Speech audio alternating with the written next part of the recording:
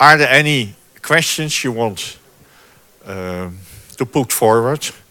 So maybe I can answer that. If not, then we go to the next artist interview. Yeah. And let me see. There was one note from talent evaluation, music future stage. Where is Ellie? Ellie. Oh, she's still drinking coffee.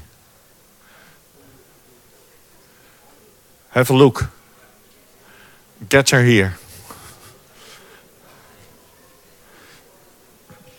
No. If I remember what she told me, that future stage, so music talent evaluation, it will be here in this foyer, and it starts today at 1:15. So if you have signed up or will sign up for music talent evaluation, be here at 1:15. Yeah? Okay, Jill. Yeah. Well, if there are no questions, we move on. It's that easy. Are there any questions? No, there are no questions. Amazing. Thank you. Good. Are we all refreshed after coffee? Good. We're all kind of buzzing and hearts beating, so that's good. Well, it's my joy to invite Hannah Claire to the stage. And Hannah Claire, please come up wherever you are. Here she is. Okay, thank you. Let's give her a hand.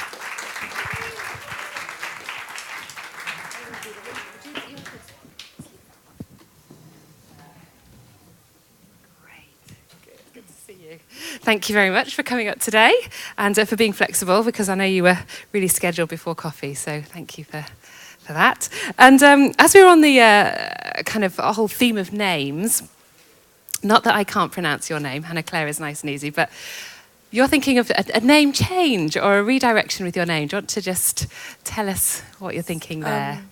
So I've actually just changed my name, my stage name, back to, well, not back to, because I've never been this as a stage name, but Hannah Featherstone. That's my name. I've been called Hannah Claire for the last 6 years of doing music. Actually, the question was asked, I think, here a year ago, and in various other places, of why I have decided to call myself Hannah Claire, and why not Hannah Featherstone?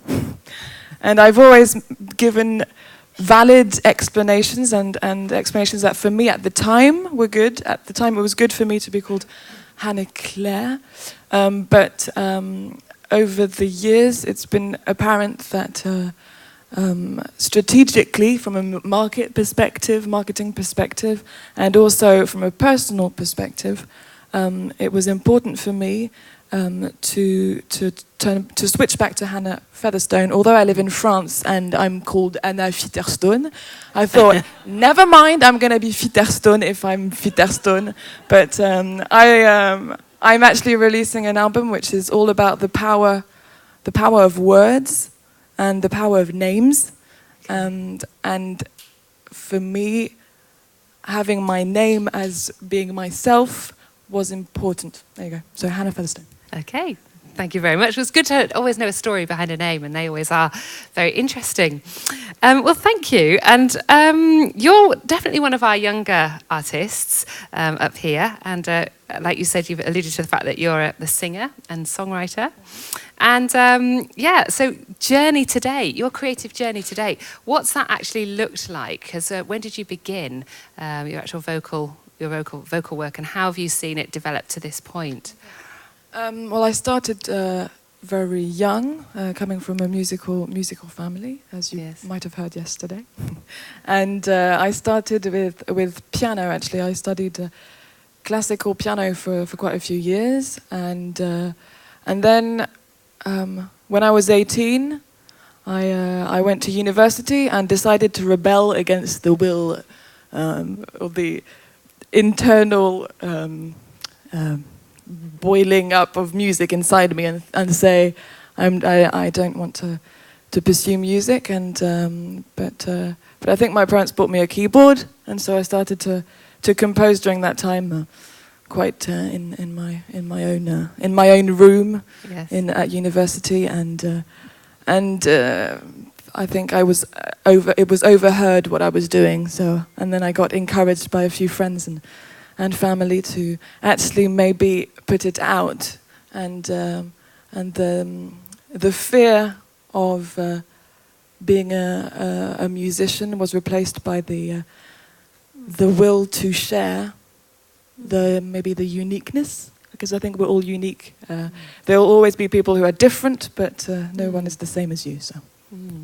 So did you originally go to university to study music? I studied psychology at Sussex University, which was fun as well. Okay. And then when I stopped university, I thought, what shall I do with this degree in psychology? Especially that to actually be a psychologist or whatever, you also have to pursue other studies. So it wouldn't have been enough. So I had to decide whether to keep going in that or to do music, and I couldn't rebel any longer. Yeah. and I decided to come back to France, where I would teach. Okay. So teach English, to have the flexibility to do music alongside that. That was my hope. Okay. And what happened was that I joined a company, and I did a lot of teaching for the company, commuting, and so it was like 10 hours commuting for 25 hours teaching a week. Okay. So it was a part-time thing, but it actually took a lot of my time, and so I was drained creatively, and so I just eventually stopped with that company just a month ago. So. Okay. So are you at a, if we're just sort of zooming right forward to now, what does your sort of artistic profile look like now? Where are you spending the majority of your time, and can you just say kind of what you're presently doing in the present? Right now, I am preparing an album for the end of the year, collaborating with Noemi on the graphic design, who's here, and Istien, who's co-producing it and who's producing my album. So we worked on the arrangements together, and so it's giving it a bit of a pop jazz. So I'm a pop jazz artist. I compose on the piano and with the loop. That's what I'm passionate about, and he gives it a current flavor with minimal electro sound, I think. Okay. And groove. And just out of interest, because you're located in Paris, are there what about the performance sort of side of your life? We're hearing a little bit about the recording side, which is great, and you're collaborating with others. But performance-wise, what do you find yourself doing, and the venues, and who are you working with for your performance life? To be honest with you, I've spent so much time teaching until recently, and working on my album, that I actually haven't spent that much time doing music, or performing. And I also have this struggle as an artist, and I think a lot of people here, of actually you having to do your own promotion, finding the venues, doing some music, doing everything, which means that I actually haven't taken time to look for venues as much as I should have, because it's something that drains me. Okay. So I have preferred to focus my energy on other things, but that's something that in the next couple of months I'm going to have to do much more. Okay. But after this CA tour, I have got a set of living room concerts. It's a CA. Did I say tour?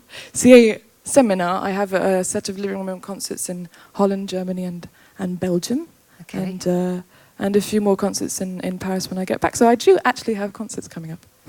Just for those who perhaps not familiar with the term living room concert, can you just unpack that a little bit and say perhaps who you're going to be doing those with as well? Yeah, so I'm doing it with Tineke, who's here, with Jenny, with Arthur, quite a few people actually from CA, which is great, who are opening their homes to me and letting me share a moment with maybe 30 people, although I don't know how many are coming. But I really enjoy living room concerts because I think this idea of a musician being put on a pedestal and being on a stage with lights and everything like that is something that has always irritated me a bit.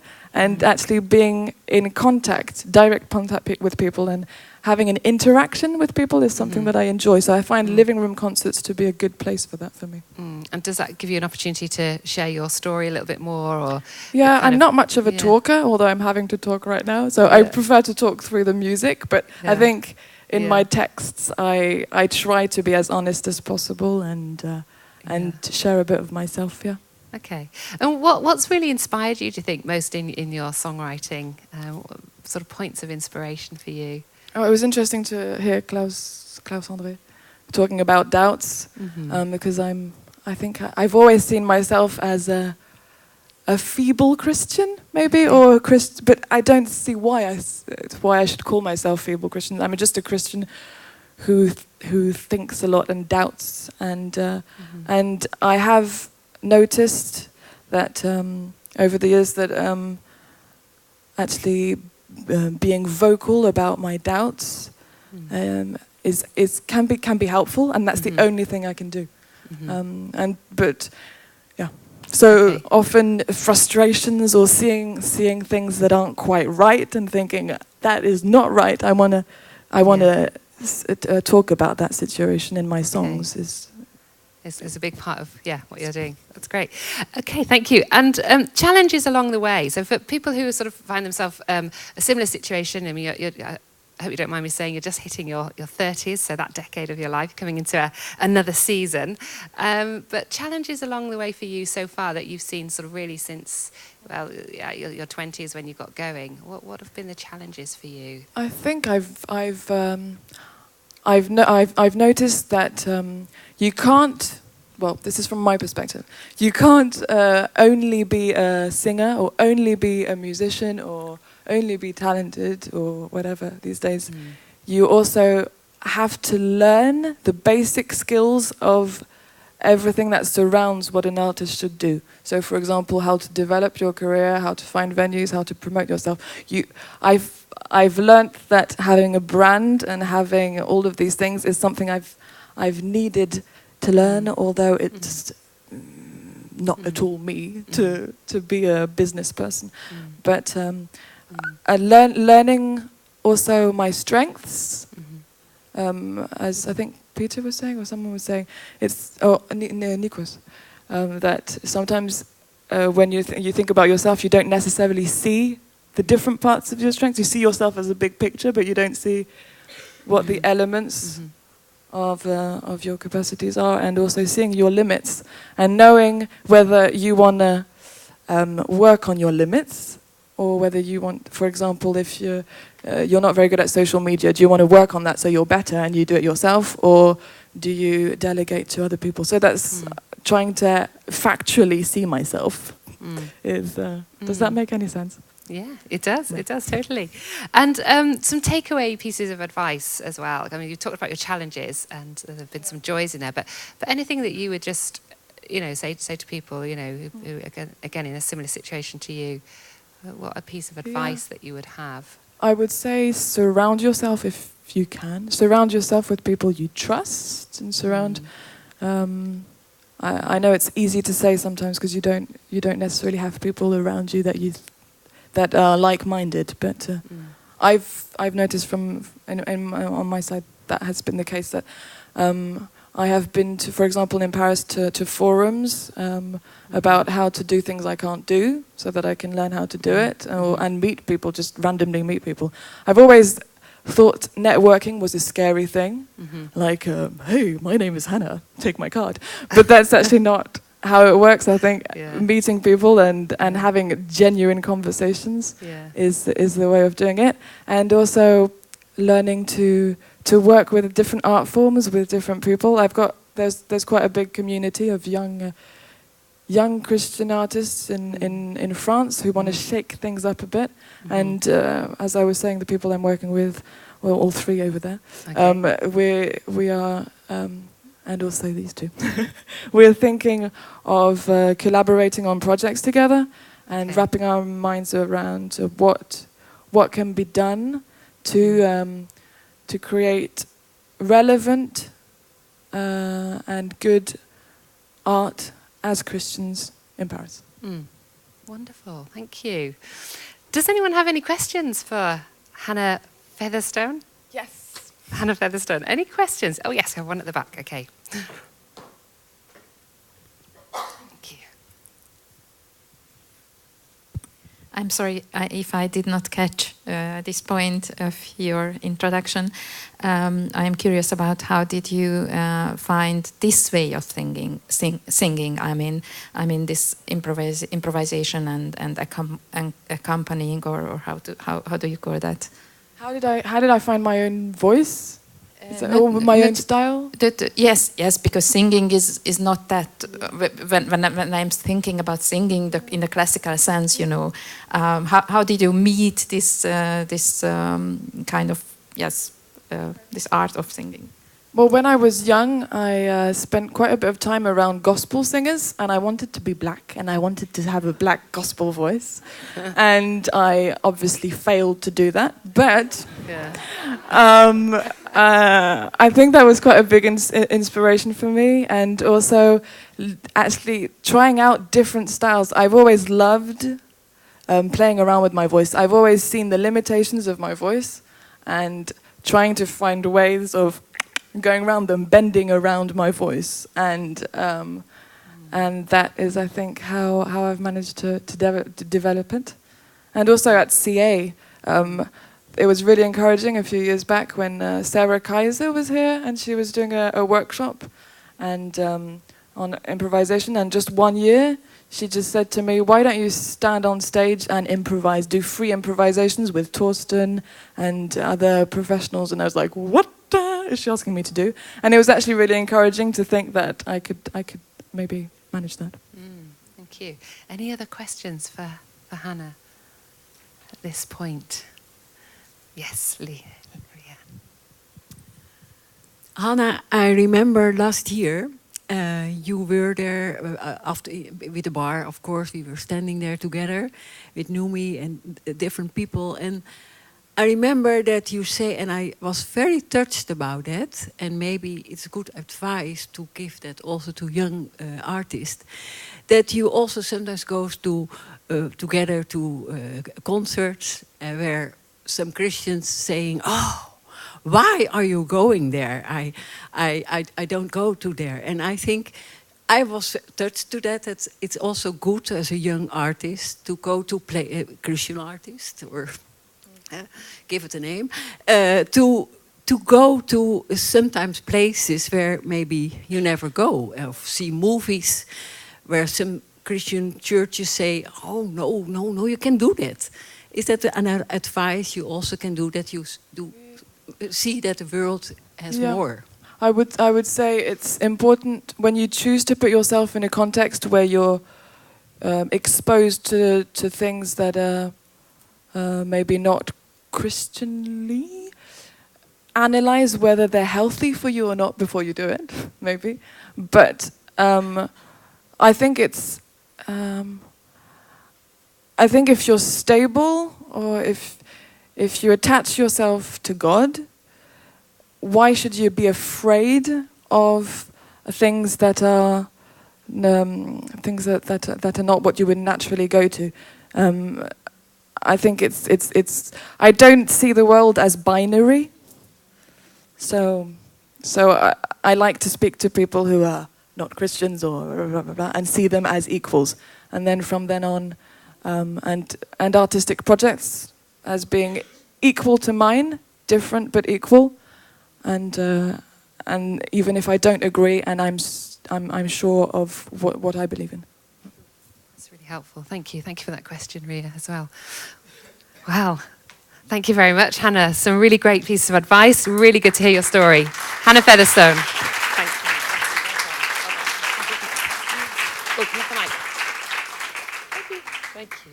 Good. Well, we're going to have a family affair now. So I'm going to be inviting Aaron and Elizabeth to Lister up with their children. So just while we get ourselves sorted, why don't you... we've done a bit of standing up, talking and saying hello to our neighbours.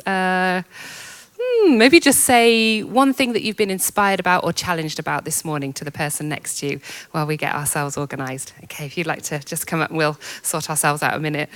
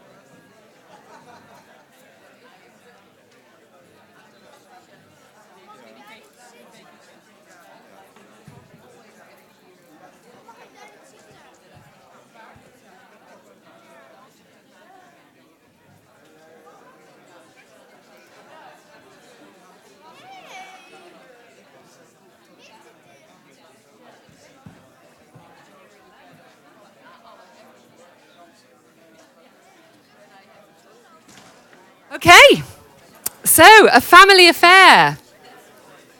So as I said, we have Aaron and Elizabeth. This is Anne here, down. So I think she's going to be popping in and out of the interview. And we have a little one here, which is Charlotte. Charlotte, yes. So this is really great to have a different dynamic and a different context here. So welcome. It's really good to have you guys up on stage.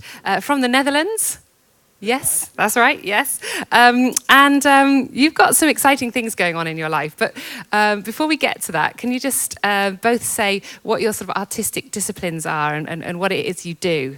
And that would be really helpful, just so those who are not familiar with you can get an idea of what you do. Yeah, sure. Well, I'm a musician in daily life. That means I've got a combined practice. So I'm a teacher on a music school. I'm a coach, and beside that I play bass guitar and I'm a singer. Different projects. Mainly I think I'm, how do you call it, a session musician. Mm-hmm.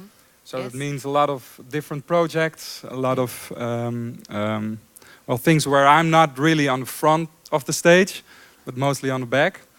And well, that's something I try to change.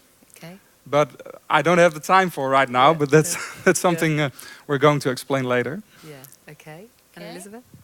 I'm a drama teacher, and I teach at a high school in Holland to youngsters who are 12, 13, 14, 15 years old. And I also directed amateurs and semi-professionals. And directing is one of the thing I really love to do. But I quit my job. But we're gonna tell later. Okay, so saving the surprises for later.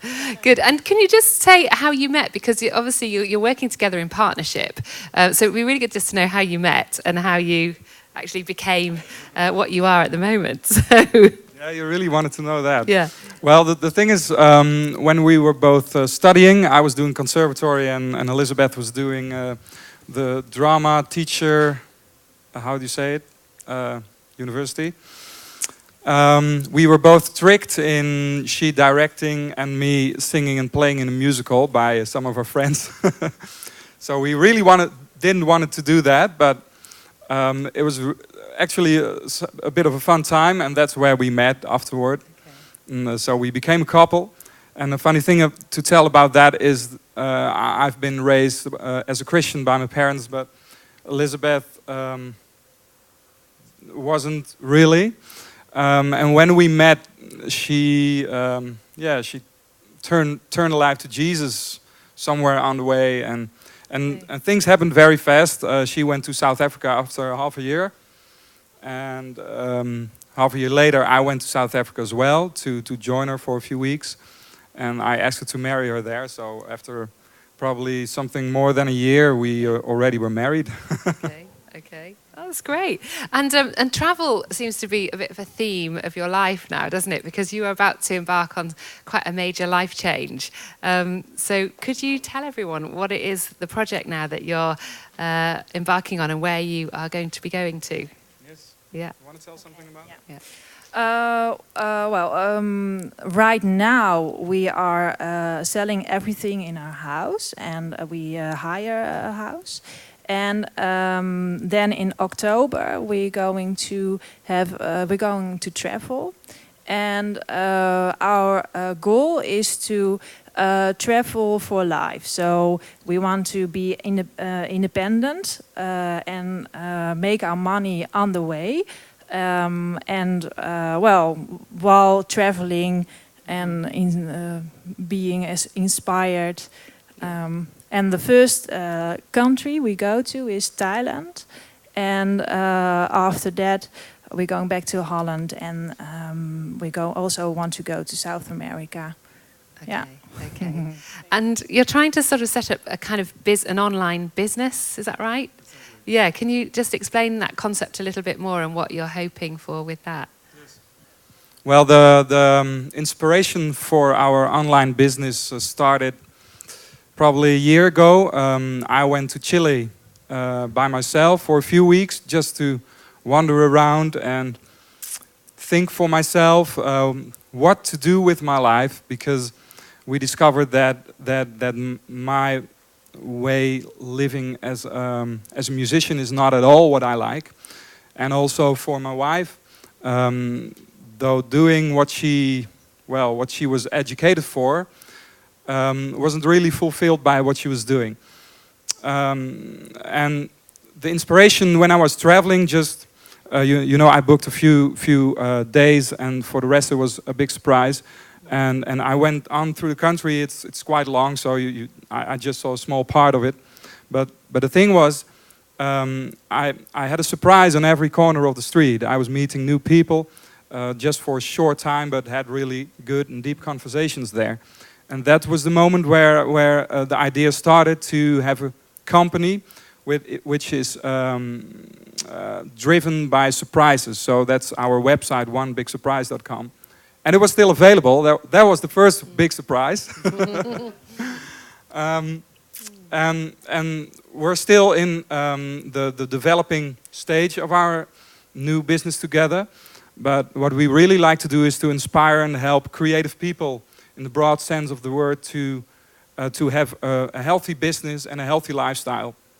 And so that's what the stage we're in now. We also have a business coach, who is a guy who travels all around the world with 6 children, and Okay.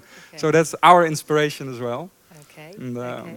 So about our arts, beside the business, we want to keep developing the art we make, the music and the theater we make on the way, and I think that's one of a big challenge. But nowadays it's really cool to have internet, to have a lot of online possibilities, to travel actually rather cheap. It's all possible. So yeah, we want to really take advantage of those possibilities. Sounds wonderful. So the plan is to start in Thailand. Is that the only plan at the moment, or are you kind of, have you got a direction of travel where you know you'll go next, or how's this going to sort of work out in your minds? That's one big surprise. Okay. Okay. Well, we want to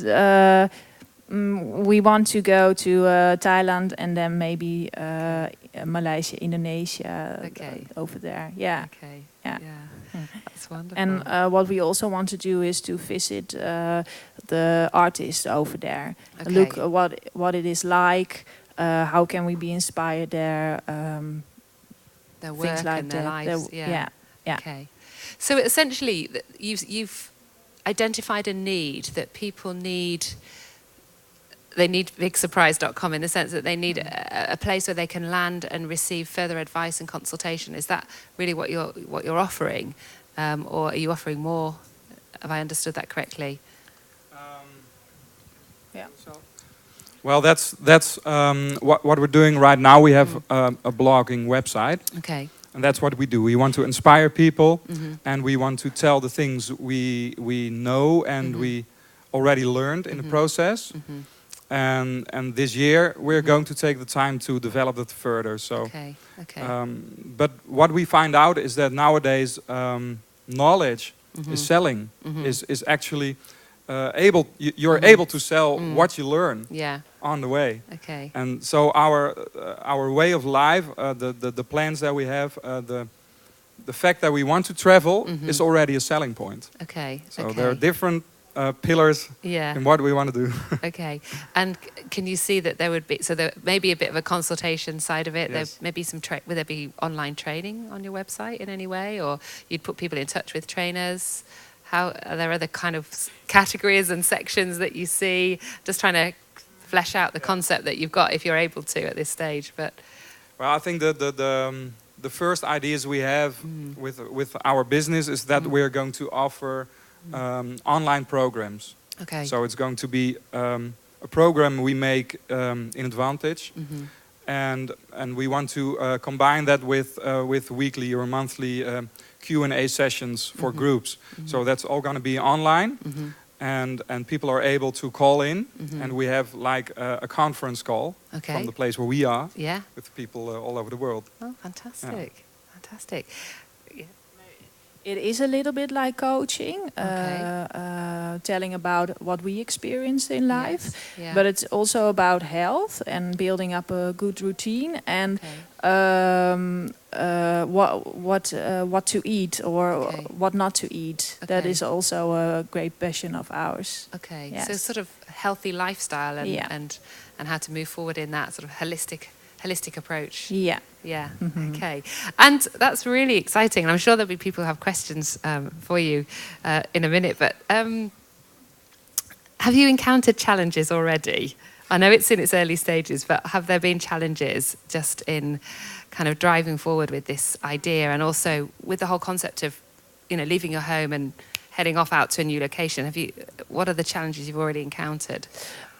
One challenge is fear, and we try to let fear be our friend, because fear, there's always going to be fear, but how to cope with everybody saying you're crazy, why are you going to do that? I'm not going to. Oh, you want to be a coach? Oh, what can I learn from you? And things like that, and that's putting you down. But we that is a challenge for us. Yes. And one other challenge is to get rid of your stuff.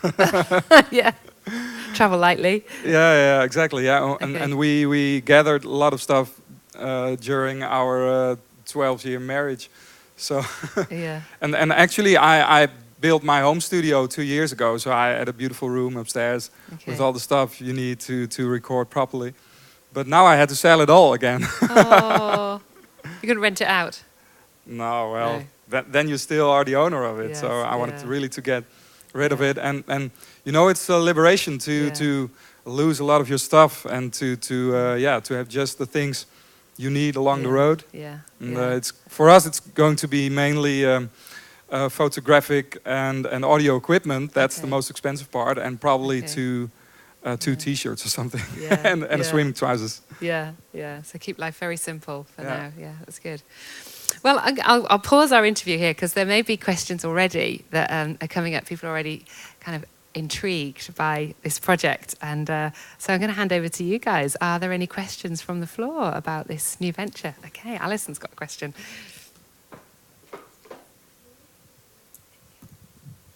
Will your website be in more than one language? At the moment, it's in Dutch, and we're planning to make it bilingual somewhere over the next coming year, and then it's going to be in Dutch and in English. Any other questions? But for now, you can use Google Translate.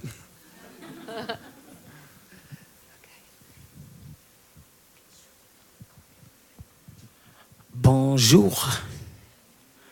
Merci pour l'exposition. J'apprécie votre esprit de recherche. dans le monde. Ma question... Oh, ok. Oh. Hello, I really appreciate the vision you have of the world. Moi, le studio m'intéresse. Huh. The studio really interests me. I might buy it. Parce que j'en ai chez moi, mais je suis à la recherche aussi d'acheter des choses. Okay, because I'm really looking for buying a studio, so why not? Oh, wow. La question, c'est quand vous voyagez là, parce que le vent, il va vous amener dans beaucoup de directions. So my question is, the wind will bring you to many different places. Est-ce que vous allez faire la musique dans le vent? Will you make music in the wind? Est-ce qu'à Thaïlande, il y aura musique ou tout c'est fini? Vous vendez le studio, vous fermez la musique? In Thailand, for example, will you be playing music, or is it something that you quit completely? No, not at all. I think it's more possible than ever to make and produce music on the road. So, and in my experience, you know, I think I can say it for both of us that our creativity is fueled by new impressions on the road. For example, the 2 weeks I was in Chile, I wrote more than probably in the 5 years before that. You know, and that's the thing we want to capture. We want to really experience the freedom you have when you travel, and to make use of that to explore and expand our creativity. Actually, yeah. Thank you.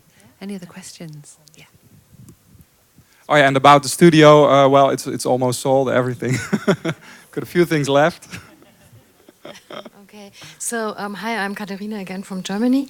I just want to encourage you. I always admire people who are a little, or more, perhaps more than I am. I like it not to cling on stuff, and I find it especially important for us as Christians that we make our decisions not in terms of money or material things. You know what I mean? So I just want to encourage you. I was on pilgrimage a couple of years ago at the St. Jacob's Path, or how do you say that in English? Jakobsweg. And I made the experience too that life to feel lively and to be creative is awesome. When you just go on the path and you don't know where you end up, but be a little bit safe in your journey, please. And I also share the experience that there are surprises around the corner and something new happens. And I admire you. God bless you. Okay. Thank you very much. Any other questions from the floor? I've got one more question that I want to ask. Just give me a bit more time, and then we'll wrap up. But just interesting, because you are stepping out. You're stepping out in faith, and you're stepping out in many ways. Have you thought about what support structures you can put in place for yourself, and what they're going to look like? Because everybody does need that sense of support and connection still, don't they? When they're set loose from all the positive ties that are around them, but what do you see as the support structures that you will have and that you will maintain while you're away? Well, what our goal actually is to be location independent. So that means we are going to be in foreign countries, but it also means we're going to be in Holland for as long as we like. So that's the thing. And what we really value is our connections to people. We're really people persons. I've got a few good friends, but a lot of people we can connect with, and we want to maintain those contacts very dearly. So that's the social part of it. The financial part is that we have a budget for probably a bit more than a year. So in that year we have to make some profit. But if everything goes south, then we still have some leftovers, and we are well. Someone is taking care of our house. Okay. So Okay. that's plan probably E or something. Yeah. Okay. Okay. Another support structure is our family. Yes. We keep in contact with them, and sometimes they feel like, oh, we're running away or something, because they don't really understand that we want to fly out over the world. And what was I going to say? But we assure them that, well, we love them and we would love the support from them also, so we can do what we love to do. Yeah. Yeah. Yeah. That's great. That's good. Interesting. Do you have a church that are supportive in this new venture, or do they see it as a wild idea? Well, some of them see it as a wild idea. Yeah. But not that kind of support we No. don't get from them. No. Okay. Okay. That's just interesting to Yeah. to note. Missionaries. Yeah, No. no, because you get, it feels like you actually are going to have a sort of missional dimension to your life. So with the whole being pilgrims on a journey, shall we say? Well, the thing is about our missionary thing is, I think that our life is an how do you say it in English? Well, through our life, we want to let people see who God is. So every chance we have, we will use to talk about what drives us. Yes. And the thing that drives us is God all the way, you know. And what brought us to the point where we are now is actually already probably 5 or 6 years of a journey. And we see that God closes some doors, but God opens windows, and that's where we are now. And that's a reference to something from Continentals. Yeah, that's great. I like that. God opens windows as well as doors. So, well, thank you ever so much. It's been really exciting hearing about this project and this venture. I think we'd all like to really wish them well. And if you've got words of encouragement for these guys over the next few days, and just words of affirmation for them as they step out into this new journey, I'm sure you'd really appreciate that while you're here. But thank you ever so much for sharing and enriching us this morning with your story and your new adventure. And onebigsurprise.com is something that we all need to be looking out for in the future. So thank you very much, Aaron and Elizabeth. Bless you. Bless you. That's really wonderful. God bless. God bless. That's great. So, Lena, you happy for us to do one more and then we'll have time for lunch? Is that good? Okie dokie. So last but certainly not least, I'd really like to invite Ernesto Andal to the stage. Where's Ernesto? He's there. Hey, it's the Rhythm Man! Welcome. Have a seat. There you go. So Ernesto, how many times have you been to Christian Artists? Wow, that's a big one because I think sometime in 80. Oh, okay. Yeah, because 80 is a special number for me. Oh. Because a lot happened in that year. Okay, okay. So you've been associated with Christian Artists right back since to the 80s, but you haven't been every year, have you? Sorry? Have you been every year? No. Now So- it's in, I think the last was 2 years ago, something like that. Yeah. And then, 6 years ago. yeah. For the brown was really, Yeah. that was really a nice That's experience. amazing. Yeah. And we've had the joy already of seeing you perform with Thomas on Sunday night, which was great. Yeah. And I've personally had the joy of being at some of your workshops. It's like being in a sound playground. It's amazing. So if you get a chance to do workshops with Ernesto, it's wonderful. You could just have an hour of complete creativity and joy in sound. So it's been really wonderful. I'm really glad you're doing some more workshops this year. So tell us a little bit about your creative journey. How have you got to the place that you're at now? Before I used to play in different kind of bands like the Caribbean music, the salsa music, the merengue, whatever. But there was a moment I was like lapping something, you know. I was, normally you play the basic rhythm, and during when I'm playing, I want to add some sauce into the music. Okay. And so some spice, some yes, sauce. right. Yeah. So I will get back to the year 80. Lately, I think 80 something. We was in the Doele. I don't know if you could remember that.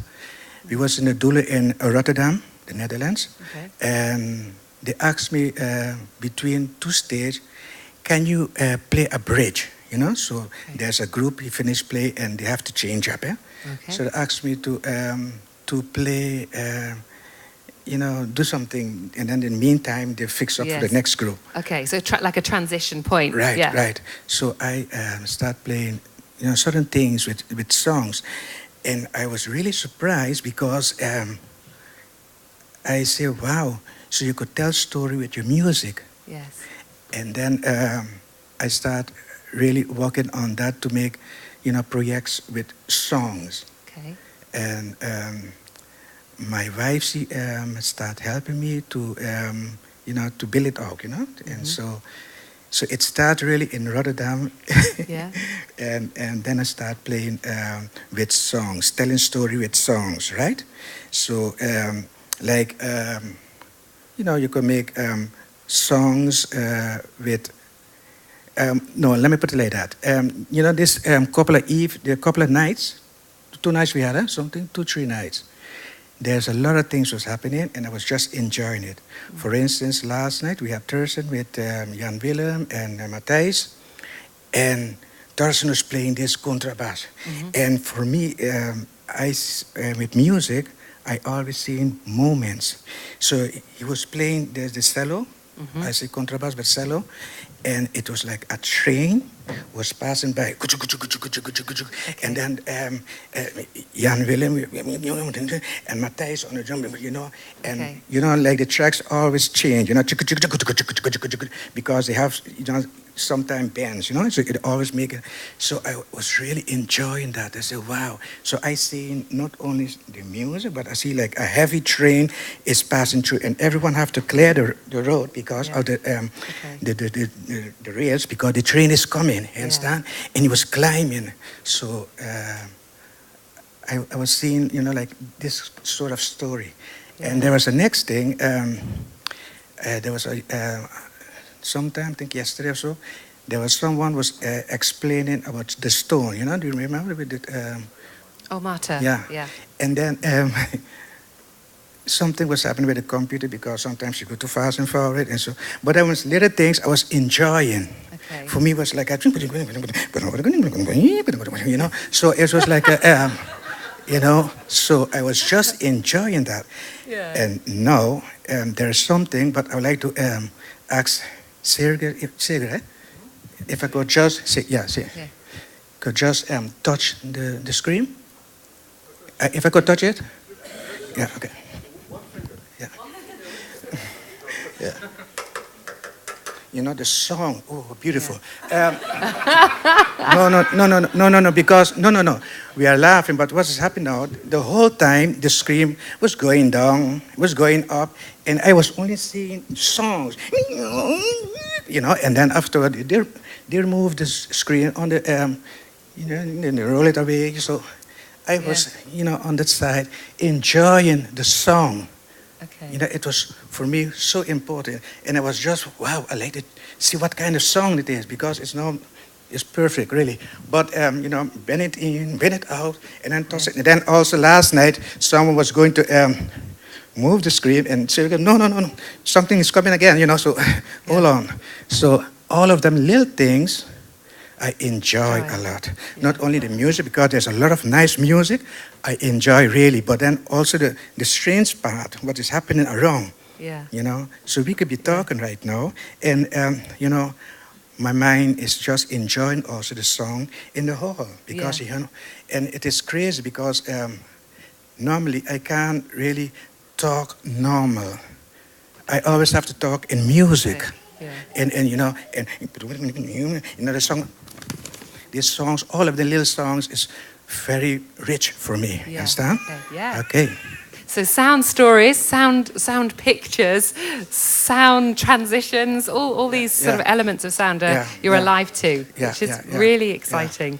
And so what do you find yourself doing now? Because you obviously you work quite collaboratively with other people to create sound stories and soundscapes, but you also are working sort of educationally, you're doing workshops as well. Can you just give everyone an idea of what it is you do now as a practicing sound story man?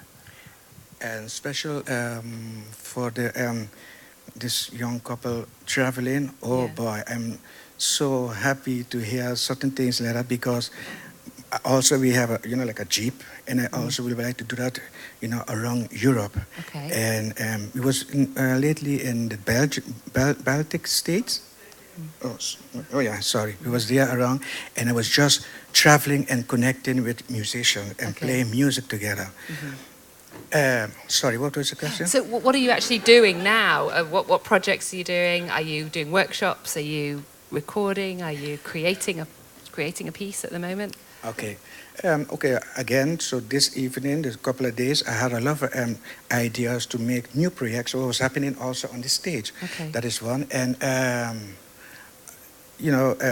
I was, normally we just wait and see what is coming outside. But now suddenly we had a telephone for about 28 schools to give some workshop to schools, to children, and not only to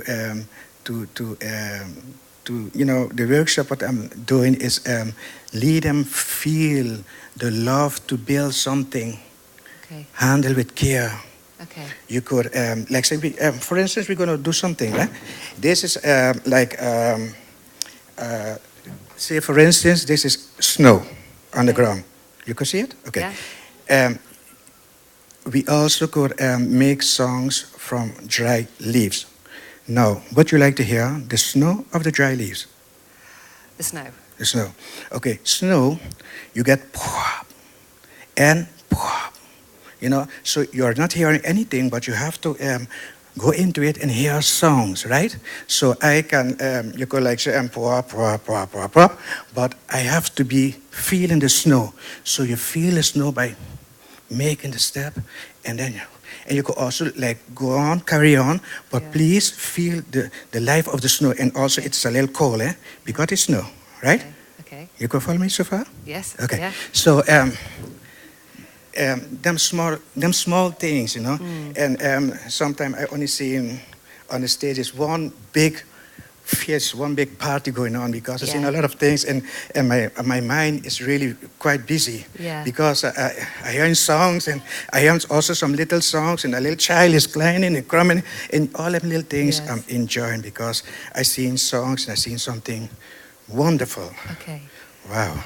So thank you. So when you're doing workshops, you're really encouraging the use of imagination. Oh, yes. So those little samples that you were just saying now, the kind of things that perhaps you're doing in your workshops, encouraging people to listen and feel and And also, I have a little 15 seconds. Okay. 15, yeah.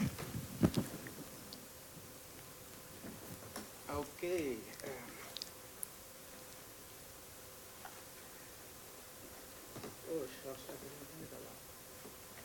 I always have a little. Let me check it. See it? Okay. Yeah, I got it. Yeah. I also would like to learn workshop, and also how you feel songs, and how because sometime I'm going to perform. I don't know what, I think next week or something like that. No, that doesn't matter. But then I'll try to explain how you. To say how you could hear a song, or how you could talk to someone. Okay? Mm-hmm. Can I use a mic now and then? Okay. So, for instance, this is a spoon, a wooden spoon, and I can.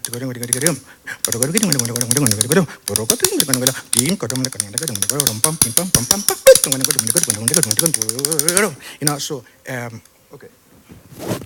So let's give him a clap for that. That was lovely. So I going to with a workshop is to how you're going to explain, how you're going to express this moment of like and how you could find yourself in this situation, like talking to someone with an instrument. So that's what I'm trying to. Okay, so that's what. So when people come this week, they can explore all those different sounds and ideas. Yeah. That's wonderful. And most of the time, sometimes handle with care. Like say, for instance, 1, 2, 3, 4 with care. Okay. Okay. And and the care is also with love. And sometimes, of course, you can make a lot of noise, but sometimes you just pause. Yeah. Yeah. Okay. Yeah.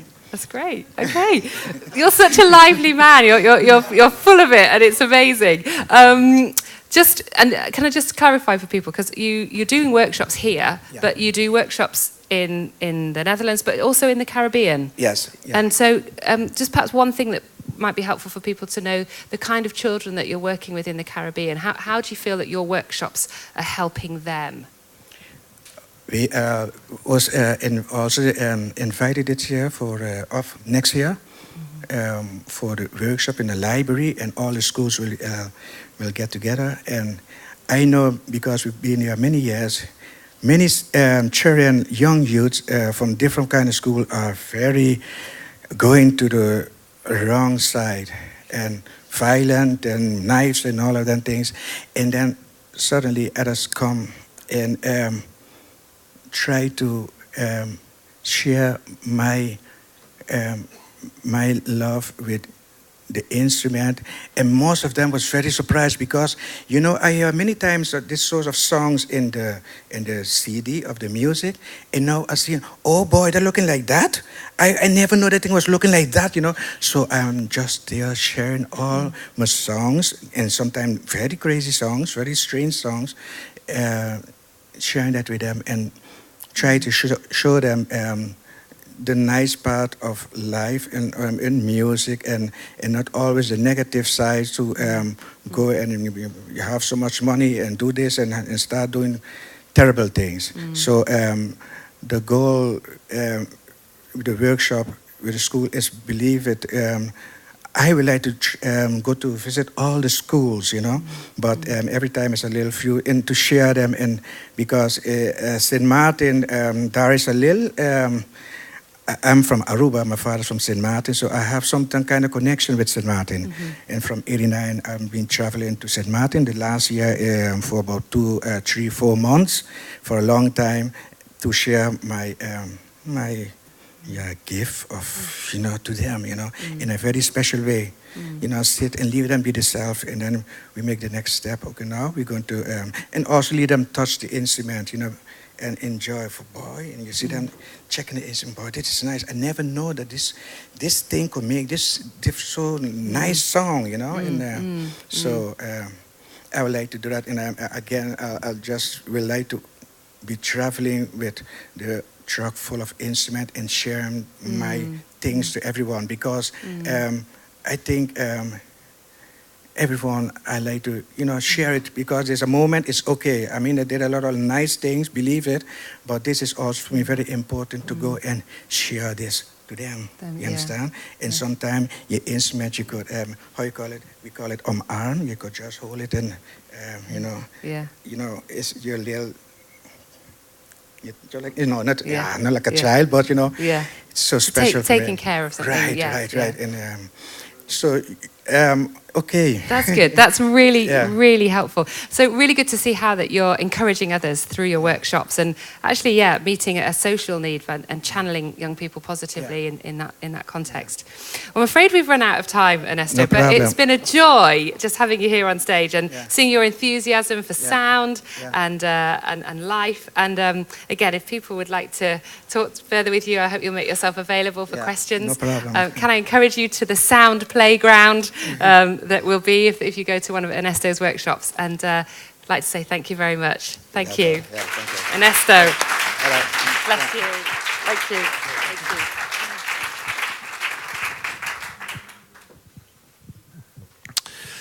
So,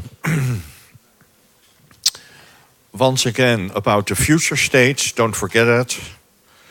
at 1:15 today, here in the bar next door. Ellie, Didi, and Paul Field will be there because they are in charge of that thing. For the teachers, I repeat, before you go to your workshop room, you have to pick up your key of the workshop room, otherwise you cannot get in. And the list that every participant has to sign. And I remind you about the changes in the workshop program and locations, and they will be as well, if you forgot, at the reception.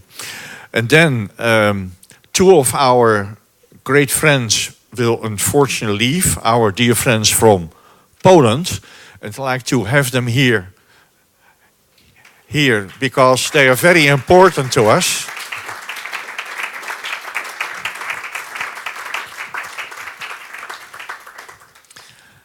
And hopefully they will write again a nice report about us. But when they go home, they will get as well a little piece of art. So they will never forget us. Thank you so much. Thank you very much. And we see you at ESA. Yeah? Okay, we go for lunch, and then after that, all the other programs.